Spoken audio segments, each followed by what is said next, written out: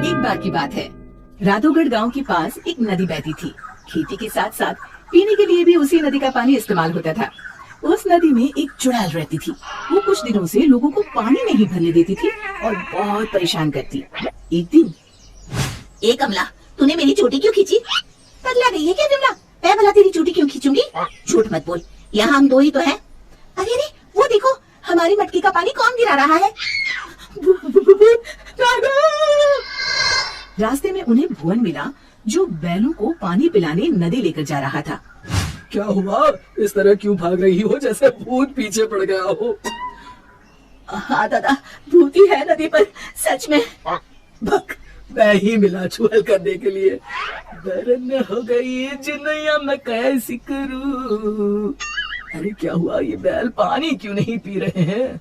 और अरे मेरी धोती कौन खींच रहा है? कहीं भूत भागो रे! इसी तरह एक दिन रामू वहाँ से जा रहा था। उसने देखा बीच धारा में एक औरत बड़े ही आराम से बैठी हुई है। तुम वहाँ क्यों बैठी हो? अरे बाहर आ जाओ, मरना है क्या?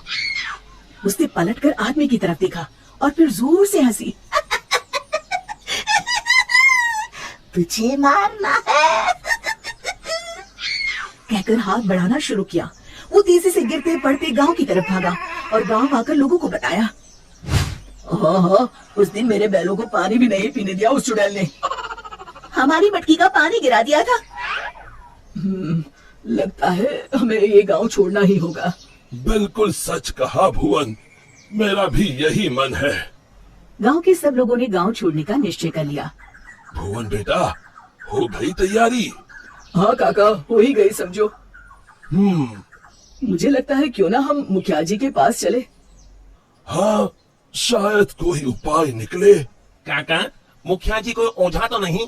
मुझे लगता है हमें हनुमान मंदिर के पुजारी के पास चलना चाहिए। बात तो तुम्हारी भी सही है।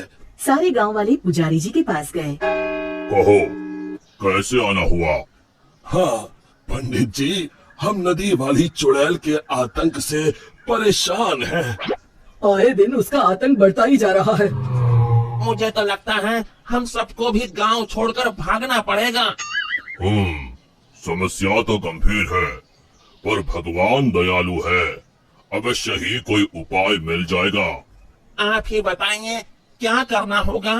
हमें एक हवन करना होगा। जैसे ही उस हवन का पवित्र धुआं उसे लगेगा, वो श्राप मुक्त हो जाएगी। पर चुड़ैल को हवन कुंड तक लाना असंभव है। असंभव में ही संभव छुपा है भुवन। तो हवन किया जाए। कल हस्त नक्षत्र है, कल ही ठीक रहेगा। ठीक है पंडित जी। आप लोग इस सामग्री की व्यवस्था कर लीजिए। मैं ब्रह्म मुहूर्त में वहाँ पहुँच जाऊंगा। हम सब भी पहुँच जाएंगे। हवन कुंड तैयार है, मैं जल लेकर आता हूँ नदी से। किसकी मौत आई है जो मुझे सोते ही जगाने चला आया? चुड़ैल जी, आप सोइए, मैं तो पूजा के लिए जल लेने आया हूँ। ये नदी मेरी है, इसका पानी भी मेरा, समझे? और हाँ, अपनी अकल को प्रसाद के जैसे बांटना बंद करो, समझे? पर क्यों चुड़ैल जी? क्योंकि मैंने ऐसे कहा। अब चुप, एकदम चुप। चुड़ैल जी, क्यों न एक शर्त लगाई जाए, जो हारेगा उसे दूसरे की बात माननी पड़ेगी। बोलो, मंजूर है? तुम साधारण गाँव वाले मुझ जैसी ताकतवर चुड़ैल से शर्त लगाओगे? चुड़ैल जी, पहले शर्त सुन तो लो। जितना तो मुझे ही है, फिर भी बता ही दो। अभी हम यहाँ नदी पर हवन पूजन कर रहे हैं, आपको उसमें आना होगा।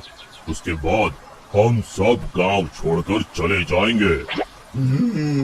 और नहीं आई तो ऐसे ही रोज तुम्हारी नींद में खलल डालेंगे। ठीक है, पर मेरी एक शर्त है, मुझे कोई मंत्र सुनाई नहीं देना चाहिए। मैं पूजा में भाग नहीं लूंगी। ठीक है चुड़ैल जी, आप बस वहाँ बैठिएगा। चलो। गांव वाले चुड़ैल को देखकर डर गए। फिर पुजारी जी ने इशारा किया तो वो शांत होकर बैठ गए। जैसे ही पंडित जी ने आखिरी आहुति आग में डाली और धुआं चुड़ैल की तरफ गया, वो जलने लगी और जोर जोर से चीखने लगी। बचाओ, मैं चल रही हूँ, बचाओ, मैं बचाओ, मैं सबको खा जाऊंगी, किसी को नहीं छोड़ूंगी, बचाओ। धीरे धीरे उसकी आवाज शांत हो गई। सब लोग सोच रहे थे कि चुड़ैल जलकर राख हो जाएगी, पर ये क्या? उस डरावनी चुड़ैल की जगह पर एक खूबसूरत परी खड़ी थी। वो मुस्कुराते हुए बोली, मैं एक परी हूँ। एक शाप के कारण मुझे चुड़ैल बनना पड़ा। आज आपके कारण मैं शाप मुक्त हो गई हूँ। अब मैं परी लोग जाऊंगी। उससे पहले एक वरदान देना चाहती हूँ। मांगो, क्या मांगते हो? अगर कुछ देना है तो ऐसा वरदान दो कि इस नदी का पानी कभी न सूखे। तथास्तु कहकर परी उड़ गई। फिर सब खुशी खुशी रहने लगे।